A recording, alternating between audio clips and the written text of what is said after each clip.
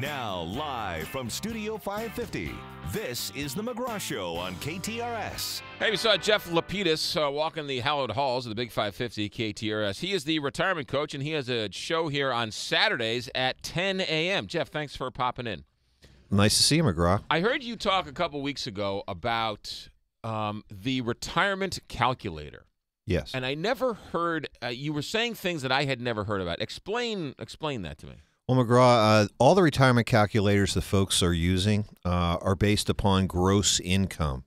I'm trying to replace a portion, and as you know, there are a lot of articles written about the fact that you should have 75 to 80% of gross income when you retire. Right. Impossible. Nobody can do that. Right. What you really should be looking at is your net income, because net income is how much you're actually spending every day, and it doesn't include things that you're withholding. If you're withholding 5 to 10% in your 401ks, right, that you don't need anymore. You may be doing some other type of savings. You may also be paying for a lot of insurance benefits on an after-tax basis that you don't need to worry about. You also have withholding taxes like Social Security. Don't have to do that after you retire. So if you really want some security, you want to get the calculators right, base it upon net income, not gross income. So, and how much of net income should you want or need to have a healthy and happy retirement? Generally, I like to fund to 100% of net income, because that's really your lifestyle. Right. And in most cases, I think it's a kind of easy formula. What I do is I take your net paycheck, increase it by 25%. That's most people's marginal tax bracket. Okay, so let's start talk from there. Real numbers. Let's say somebody's making $50,000 a year. Okay. Okay, and so you would take their paycheck, whatever their paycheck is. If they're making $3,500 a month, let's say that they're netting somewhere in the area of about $2,700 a month. Okay. And what I would do is gross that up just slightly, bring it up to about $3,400 a month, and or $3,200 a month, and that's where you go. So you would want somebody to retire with $3,200 a month. Yes, and that's probably not too difficult to do. And that would then maintain their lifestyle they've been accustomed to. Absolutely, because that's what it's all about. And most people are wondering, what portion of my income or my current benefit do I have to replace in retirement? And Social Security plays a big role. Many folks in this city have pensions.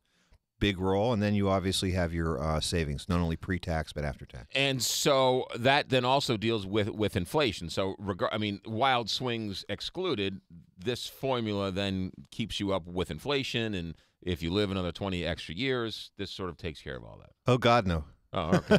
All right, good. That's a talk for another day, but realistically, that gets to asset allocation. And, most folks look at a 4 to 5% withdrawal rate as being called prudent.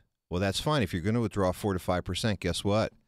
Your portfolio has to be positioned in a way where you can earn 8 to 9% year in and year out. And why? Like you said, McGraw, 3% for inflation, 1% for taxes. I didn't know that you didn't pay Social Security when you retire. Of course not. You paid that because Social Security is paid on earned income, whereas wages, your retirement benefits they're just basically ordinary income. That's interesting stuff. All right, what's coming up tomorrow at 10 o'clock? Well, we're going to talk a little bit about the most important thing you can, which is starting off down the yellow brick road, and that is understanding your own numbers, and that's where we're going to start. That's pretty important. And then I was listening the other day. Well, last week you were talking about the Roth IRA. A lot of people are doing their taxes, and it was an interesting. We don't have time now to get into it, but if somebody sees you walking down the street or wants to call you tomorrow, get into that Roth IRA and who it makes sense for and who it doesn't make sense for. Absolutely. You still have about 2 weeks to make those tax deductible as well as non-deductible contributions.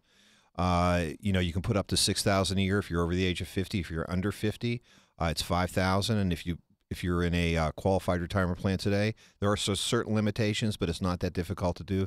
The most important thing is take advantage of those pre-tax savings that you can today, and it's easy to do. That's Jeff Lapidus. He's the retirement coach, and he hosts the show Saturday at 10 a.m. right here on the Big 550 KTRS. Thanks, Jeff. Thank you. 9 o'clock KTRS.